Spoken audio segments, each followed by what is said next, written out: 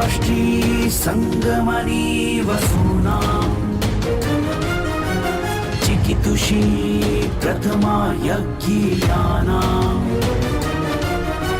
तां मा देवा व्यदध पुरुत्रा भूरिस्थात्रां भूय विषयन्ति। भारत विक्रम, भारत वर्ष की अक्षय कीर्ति गाथा।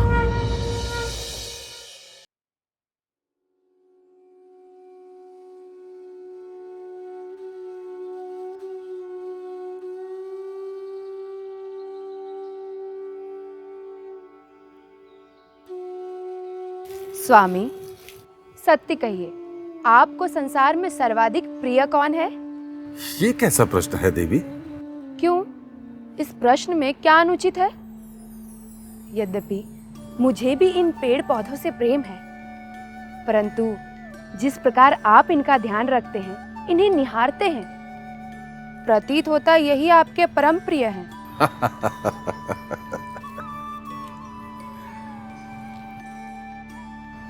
परम प्रिय तो केवल परमात्मा है देवी, परंतु हां, मुझे इन पेड़ पौधों से अत्यधिक प्रेम है। ये देखिए, मैंने कहा था ना, आपको सर्वाधिक प्रिय ये पेड़ पौधे ही हैं।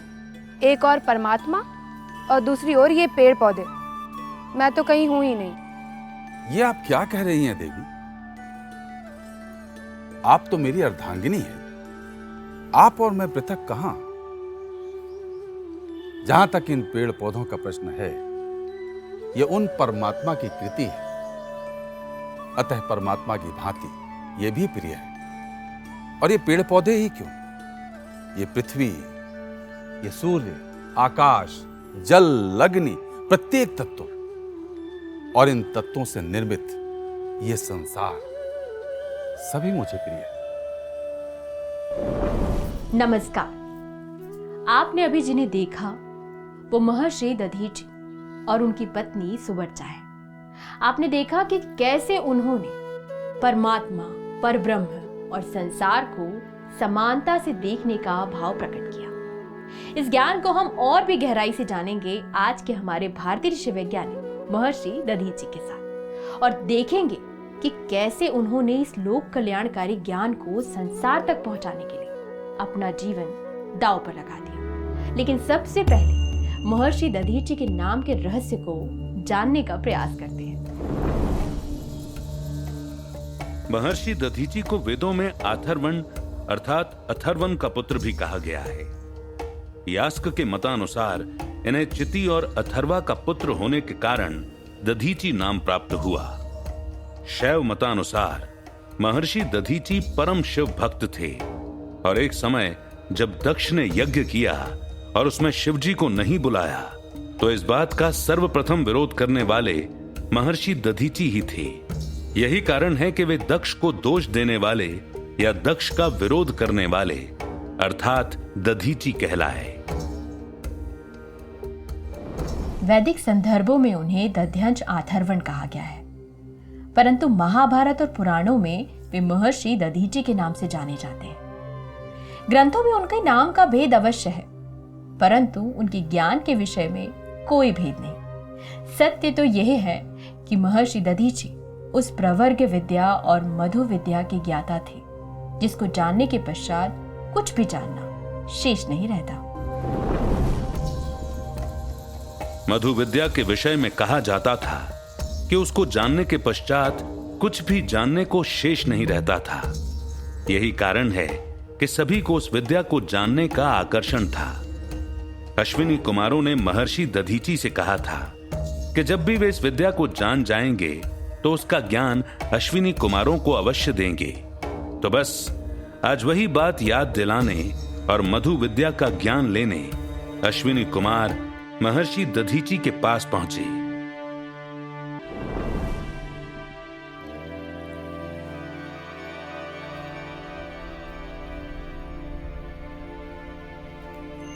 प्रणाम महर्षि दधीचि। प्रणाम अश्विनी कुमार, स्वागत है।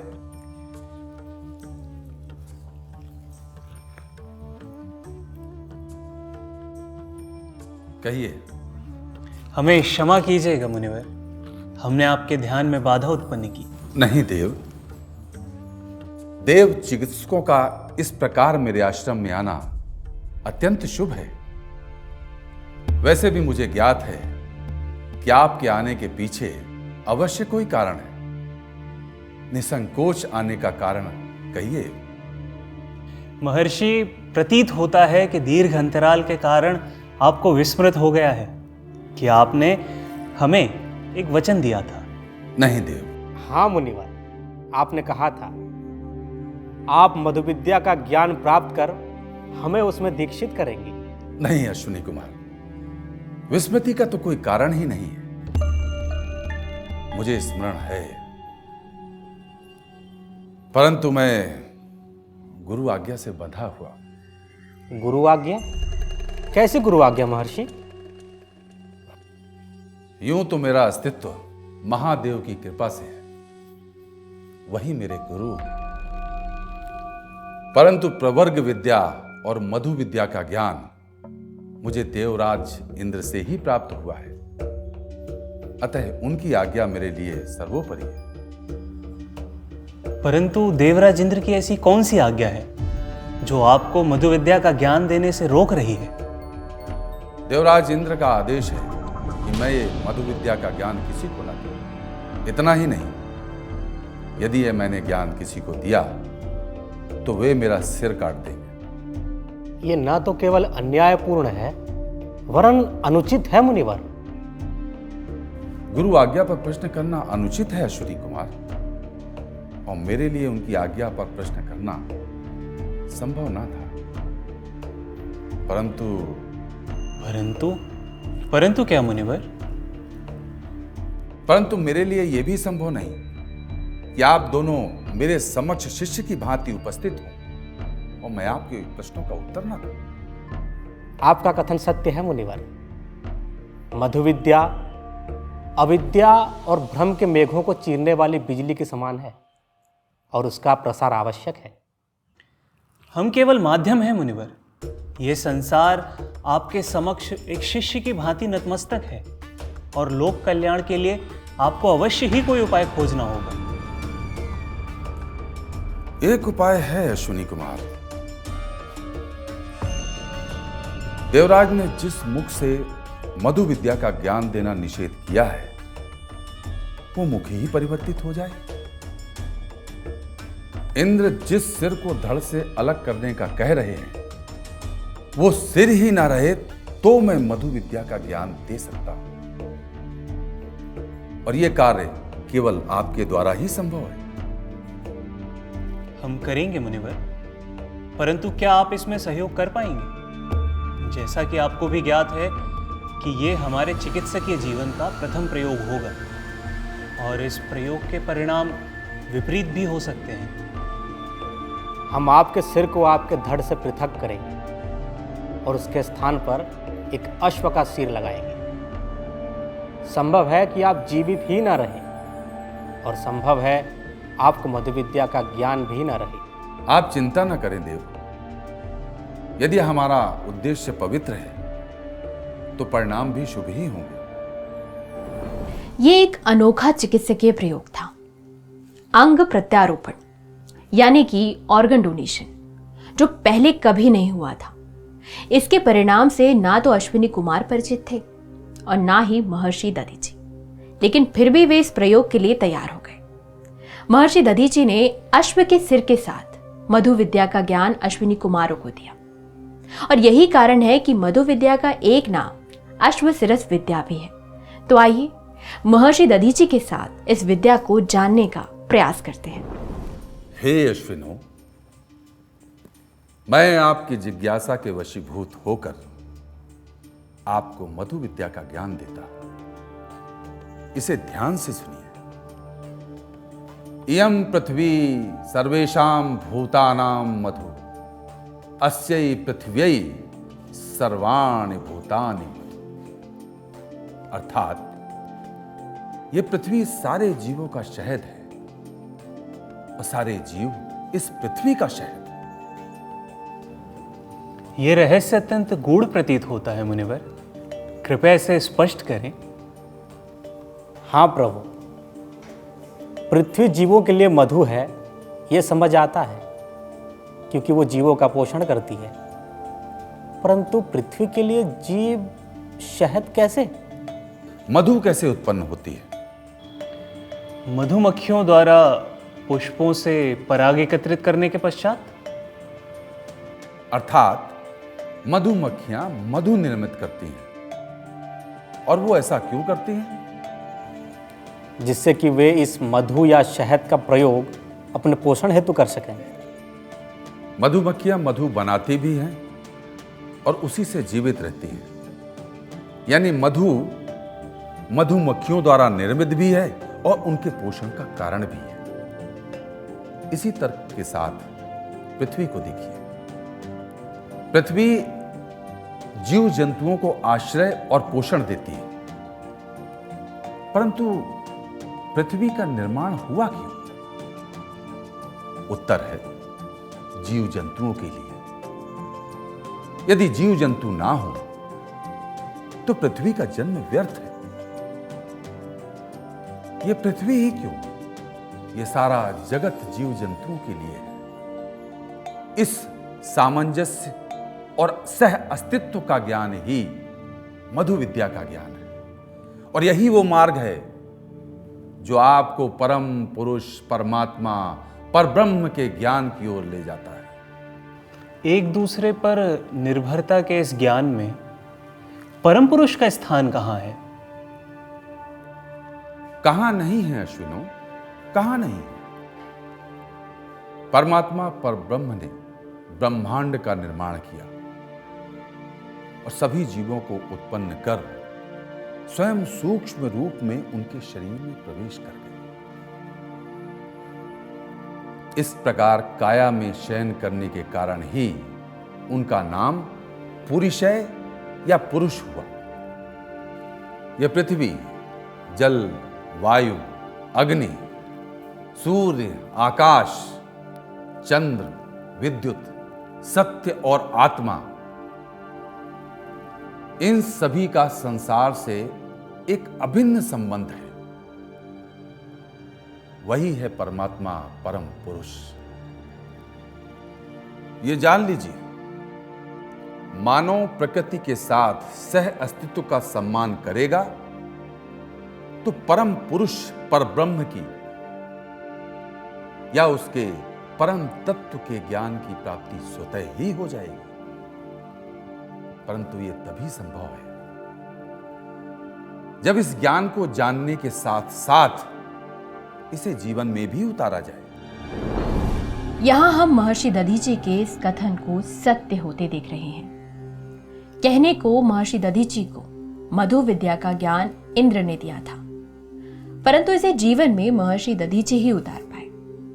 इसीलिए तो वे लोक कल्याण हेतु अश्व सिर धारण करते हैं, परंतु क्रोध में आकर देवराज इंद्र उस सिर को काट देते हैं। खैर, अश्विनी कुमारों ने महर्षि दधीचि का सिर पुनः प्रत्यारोपित कर दिया और यहाँ अश्विनी कुमारों के चिकित्सकीय ज्ञान के साथ महर्षि दधीचि के त्याग की भी जीत होती है। मुझे तो ये समझ नहीं आता कि इंद्र ने आपसे ऐसा वचन लिया ही क्यों था। भय देवी, भय। इंद्र सदैव से भयग्रस्त रहते। आपको यह जानकर आश्चर्य होगा कि नदी सरस्वती द्वारा उत्पन्न मेरे ओजस पुत्र सारस्वत के जन्म का कारण भी इंद्र का भय ही था।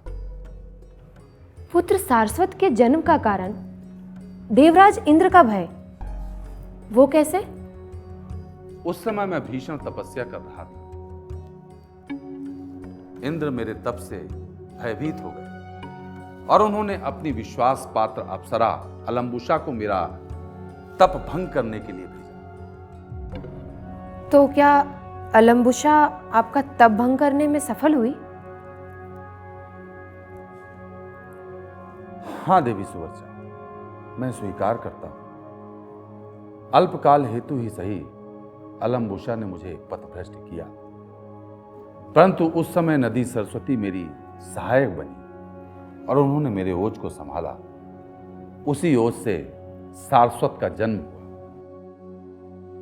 और संभवतः मैं स्वयं को संभाल न सका देवी। स्वामी, आप इसमें अपना दोष ना देखें। संभवतः ये सारस्वत जैसे महान पुत्र को जन्म देने के लिए ही आवश्यक था, परंतु इतना होने पर भी आप इंद्र का विरोध नहीं करते, उन्हें अपना गुरु मानते हैं, देवताओं की सहायता के लिए हमेशा तत्पर रहते हैं। हाँ देवी, क्योंकि मेरे लिए सभी समान हैं देवी।